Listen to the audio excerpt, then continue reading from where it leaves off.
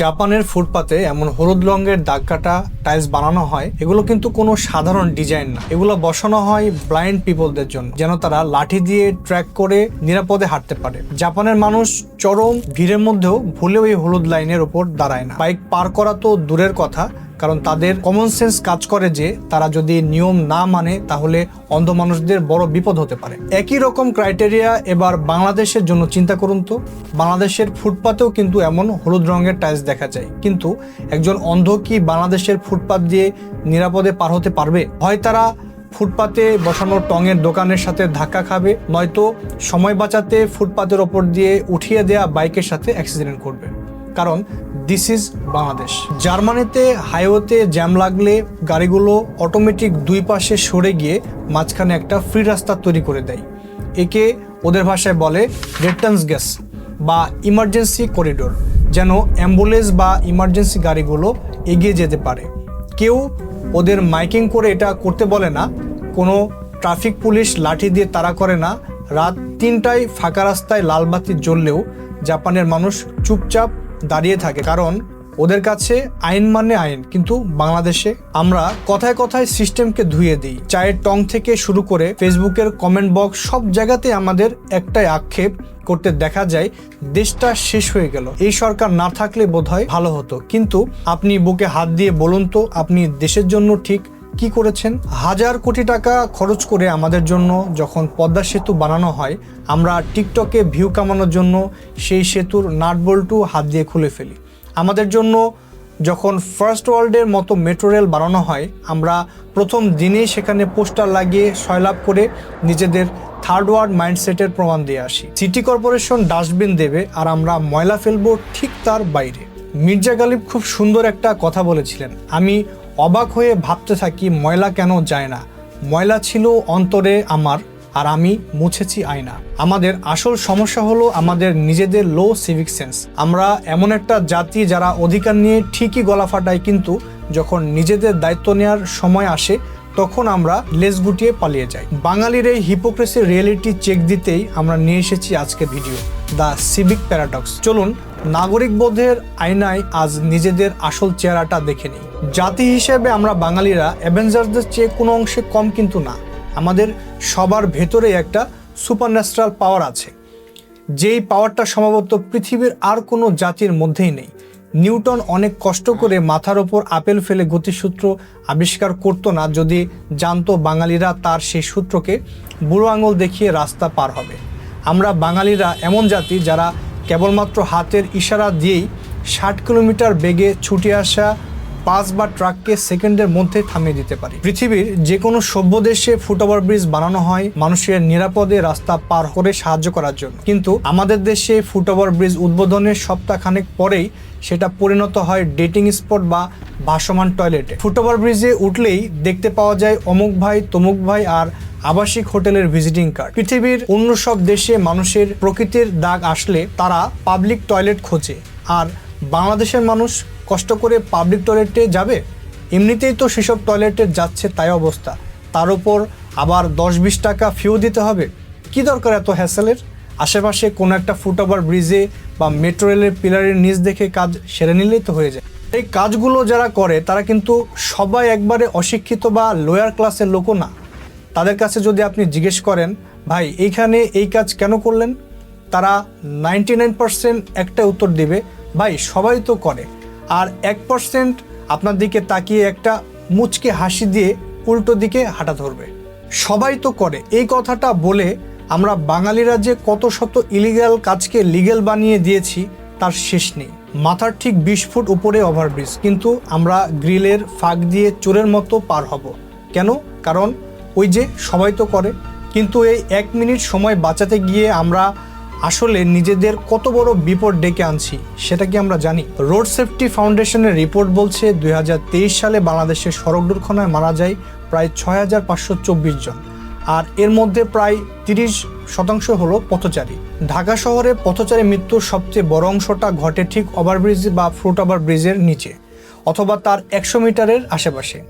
আমরা হয়তো 5 সেকেন্ডের হিরোগিরি দেখাতে চলন্ত বাসের সামনে গিয়ে দৌড়ে পার হতে চাই, কিন্তু ফিজিক্স তো আর আমাদের হিরোগিরি চেনে না। একটা গাড়ির ব্রেক চাপলেও সেটা থামতে একটা সার্টেন টাইম লাগে, আর এই ফ্র্যাকশন অফ সেকেন্ডের মধ্যে আপনি চলে যেতে পারেন গাড়ির চাকার নিচে। 25 ক্যালোরি এনার্জি বাঁচাতে গিয়ে আপনি আপনার নিজের জীবনের 100%ই দিয়ে দিচ্ছেন। এটাকে আপনি কি বলবেন, বোকামি নাকি সুইসাইড? রাস্তায় জ্যাম লাগলে আমাদের মাথায় আরেকটা ভূত চেপে বসে, মেন রাস্তায় জ্যাম, প্যারা নাই, দে ফুটপাতে বাইক তুলে। এখানেও এই একই যুক্তি, ভাই সবাই তো করে। শুরুতে দেখবেন সবাই লাইন ধরে জ্যামে দাঁড়িয়ে আছে, যেই না একটা বাইক ফুটপাতে উঠে গেল অমনি সিরিয়াল ধরে সব বাইক ফুটপাতে উঠিয়ে দেবে। সোশ্যাল মিডিয়ায় ভাইরাল হওয়া এই ভিডিওটা নিশ্চয়ই আপনি দেখেছেন। এর আগেও ফুটপাত বানানো হয়েছে মানুষের হাঁটার জন্য, আর সেখানে বাইক তুলে দিয়ে বাইকার উল্টো পথচারীকে হর্ন দিচ্ছে, আবার এইটা নিয়ে আবার রাফ বিহেভও করছে।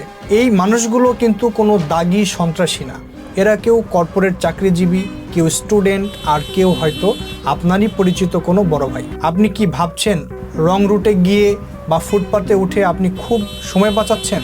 সায়েন্স বলছে শহরে রাফ ড্রাইভ করে আপনি গন্তব্যে পৌঁছাতে সর্বোচ্চ 2 থেকে 3 মিনিট সময় বাঁচাতে পারবেন, আর এই 3 মিনিটের জন্য আপনি নিজের এবং আরও 10 জনের মৃত্যু ঝুঁকি 400 গুণ বাড়িয়ে দিচ্ছেন। শুধু তাই না, বাংলাদেশ প্রকৌশল ও প্রযুক্তি বিশ্ববিদ্যালয় বুয়েটের ডেটা বলছে আমাদের এই আগে যাওয়ার মেন্টালিটি আর উল্টোপাল্টা জ্যামের কারণে বছরে দেশের ক্ষতি হয় প্রায় 56,000 কোটি টাকা। মানে আমরা নিজে তো ডুবছি, সেই সাথে দেশের ইকোনমিকেও নীরবে পঙ্গু বানিয়ে দিচ্ছি। বুকে হাত রেখে বলেন তো, আমাদের এই 2 মিনিটের দাম কি পুরো অর্থনীতির চেয়েও বেশি? এই যে আমরা নিয়ম মানি না, এটাকে শুধু অসচেতনতা বললে ভুল হবে। এটা আসলে এক ধরনের সাইকোলজিক্যাল ডিসঅর্ডার। বাঙালি কেন নিয়ম মানতে চায় না, এর পেছনে আছে 3টা বড় কারণ। প্রথম কারণ হচ্ছে আমার কিছু হবে না সিনড্রোম। লাইফে আর কিছু নিয়ে কনফিডেন্স না পেলেও রাস্তা পার হওয়ার সময় আমরা সবাই হয়ে যাই কনফিডেন্সের ফাইনাল বস। রাস্তা পার হতে নিলে ন্যাচারালি আমাদের সাবকনশিয়াস মাইন্ড সিগন্যাল দেয়, আরে বাস আসার আগেই পার হয়ে যাব। কিন্তু যতক্ষণে আপনার ব্রেনে সেই সিগন্যাল আপনার কাছে মিথ্যা মনে হয়, ততক্ষণে আসলে অনেকটাই দেরি হয়ে যায়। 2 নম্বর যেই কারণটা রয়েছে, সে কারণটা হচ্ছে গডফাদার বা ভিআইপি সিনড্রোম। আমাদের দেশে নিয়ম মানাকে দেখা হয় দুর্বলতার কারণ হিসেবে, আর নিয়ম ভাঙাকে ধরা হয় পাওয়ার ফ্লেক্স। ভাইরাল হওয়া এই ক্লিপটা দেখেন, রং রুটে গাড়ি চালিয়ে উল্টো ধমক দিচ্ছে, আমাকে চেনো? ট্রাফিক পুলিশের ডেটা বলে উল্টো পথে চলা গাড়ির মধ্যে সবচেয়ে বেশি থাকে সরকারি স্টিকার লাগানো গাড়ি এবং কর্পোরেট চাকরিজীবীদের বাইক। অর্থাৎ আমাদের সমাজে যে যত বেশি শিক্ষিত, তার মধ্যে আইন ভাঙার প্রবণতা সবচেয়ে বেশি। 3 নম্বর যে বড় কারণ রয়েছে, সেটা হচ্ছে ভেড়ার পালের মনুষ্যত্ব বা হার্ড মেন্টালিটি। 100 জন ভুল করলে সেটা নাকি আর অপরাধ থাকে না, সেটা কালচার হয়ে যায়। আপনি হয়তো সিগন্যালে দাঁড়িয়ে আছেন, হঠাৎ দেখলেন আপনার পাশের 3টা বাইক সিগন্যাল ভেঙে চলে গেল, সাথে সাথে আপনার ব্রেন বলবে সবাই তো যাচ্ছে, আমি কেন আবালের মতো দাঁড়িয়ে থাকবো?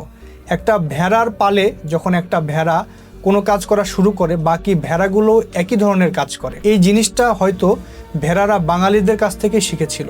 আচ্ছা, ভেড়ারা কি নিজেদের মধ্যে বলে আরে ভাই সবাই তো করতেছে, আমাকেও ধরেন কেন? হয়তো বলে, আমরা তো আর ভেড়ার ভাষা বুঝি না। ভিডিওর শেষে এসে একটা চরম তিতা সত্য কথা বলি, এই যে আমরা যারা দেশে ফুটওভার ব্রিজ ব্যবহার করি না, সিগন্যাল মানি না, এই আমরাই যখন দুবাই, সিঙ্গাপুর বা ফার্স্ট ওয়ার্ল্ড আমেরিকার মতো কান্ট্রিতে যাই, তখন কিন্তু দেখা যায় আমরা কিন্তু আমাদের চেয়ে কিউট নাগরিক পৃথিবীর দ্বিতীয়তা পাওয়া যায় না। সেখানে আমরা ট্রাফিক সিগন্যালে রোবটের মতো দাঁড়িয়ে থাকি, ট্রাফিকের প্রতি আইন খুঁজে খুঁজে মানি, ভয়ে ভয়ে থাকি কখন না কোন আইন ভঙ্গ হয়ে যায় আর আমাদেরকে এই দেশ থেকে বের করে দেয়। আমরা এটা কেন করি?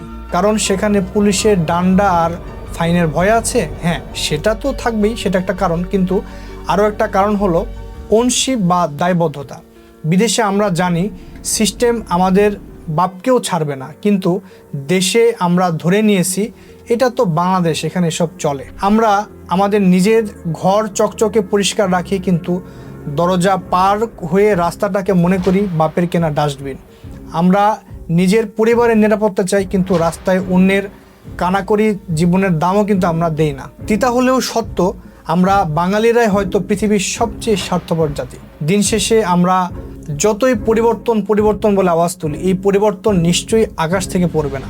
শুধু ট্রাফিক পুলিশের সংখ্যা বাড়িয়ে লাভ নেই যদি আমাদের ভেতরের পুলিশটা মরে যায়। পরের বার যখন আমরা 5 মিনিট বাঁচানোর জন্য রং রুটে বাইক ঘোরাবো কিংবা ডিভাইডার টপকে লাভ দিব, তখন নিজেদেরকে শুধু একটা প্রশ্ন করব, আমার এই শর্টকাট কি কারো জীবন কেড়ে নেওয়ার মতো কারণ হতে পারে কিনা? নাগরিকত্ব মানে কিন্তু শুধু ফেসবুক প্রোফাইলে নিজেকে বাঙালি বলে পরিচয় দেবার নাম না। নাগরিকত্ব হচ্ছে একটা দায়িত্ব। আমি আর আপনি সবাই মিলেই কিন্তু আমরা সমাজ, আর অনেকগুলো সমাজ নিয়ে একটা রাষ্ট্র কিন্তু হয়। তাই পরিবর্তন চাইলে সেটার শুরু আমার ভেতর থেকেই কিন্তু হওয়া দরকার। এই সমস্যাগুলো সমাধান করার জন্য আমাদের চিন্তা ভাবনা উন্নতর পাশাপাশি সরকার থেকেও কিন্তু বেশ কিছু পদক্ষেপ আসতে পারে। জাপানে বাচ্চাদের স্কুলের শেষে তাদের জন্য 15 থেকে 20 মিনিট কিন্তু তাদেরকে সিভিক সেন্স সম্পর্কে শেখানো হয়। তাদেরকে ক্লিনিং সহ কিন্তু কিভাবে রাস্তা পার হতে হবে, ট্রাফিক সিগন্যাল মানতে হবে, এই বিষয়গুলো কিন্তু শিক্ষা দেওয়া হয়। আমরা যদি ফার্স্ট ওয়ার্ল্ডের আরো বড় বড় কান্ট্রির কারিকুলাম দেখি, সেখানেও কিন্তু সিভিক সেন্স এবং ভালো নাগরিক বোধের বিষয়গুলো কিন্তু স্কুলে শেখানো হয়। কিন্তু আমাদের শিক্ষা কারিকুলামে কিন্তু আমরা এ ধরনের কোনো বিষয় দেখতে পারি না। এর পাশাপাশি আমাদের কিন্তু অনেক অ্যাওয়ারনেস করা দরকার এই বিষয়ে। কিন্তু যখন আমরা আন্দোলন দেখি তার কিছুদিন কিন্তু আমরা ভালো থাকি, এরপরে দেখা যায় যে সবাই কিন্তু আবার আমরা পূর্বের জায়গাটা কিন্তু ফিরে যাই। আপনি রিসেন্টলি দেখবেন ঢাকা শহরে আমাদের বের হওয়া বা চলাচল করা প্রায় কিন্তু অসম্ভব হয়ে যাচ্ছে, কারণ অটোরিকশা এবং বাসগুলো যত্রতত্র থেমে যাওয়া এবং রাজভাবে চলা। প্রতিদিন এই দীর্ঘ সময় জ্যামে থাকার কারণে আমাদের যে কত সময় নষ্ট হচ্ছে, কত কর্মঘণ্টা নষ্ট হচ্ছে, কত টাকার ক্ষতি হচ্ছে, সেটা কিন্তু আমরা কোনোভাবেই কিন্তু আমরা বুঝতে চাই না। তো এই বিষয়ে আমাদের সবার সচেতন হওয়া জরুরি। সরকারের পাশাপাশি আমাদের আইন শৃঙ্খলা বাহিনীর কিন্তু ল অ্যান্ড অর্ডার কিন্তু সবাইকে মানানোর ক্ষেত্রেও কিন্তু আরো জরুরি এবং গুরুত্বপূর্ণ ভূমিকা কিন্তু পালন করতে হবে। আজকের ভিডিওটা এই পর্যন্তই। যদি সত্যটা হজম করার সাহস আপনার থাকে তবে ভিডিওটি শেয়ার করে আপনার চারপাশের সবাইকে দেখার সুযোগ করে দিন। আর সিভিক সেন্স নিয়ে এমন একটা ভিডিও চাইলে আমাদের কমেন্ট করে জানান। তবে সবথেকে অবাক করা বিষয় হচ্ছে এই ভিডিওটা যাদের দেখা তারা কিন্তু এই ভিডিওটা দেখবে না, যাদের দেখার কথা না তারাই কিন্তু এই ভিডিওটা দেখবে। তো যাই হোক, এরকম তথ্যবহুল ভিডিও পাওয়ার জন্য আমাদের চ্যানেলটা সাবস্ক্রাইব করে বেল আইকনে প্রেস করে রাখবেন। দেখা হচ্ছে পরবর্তী ভিডিওতে। সেই পর্যন্ত সবাই ভালো থাকুন, সাবধানে থাকুন।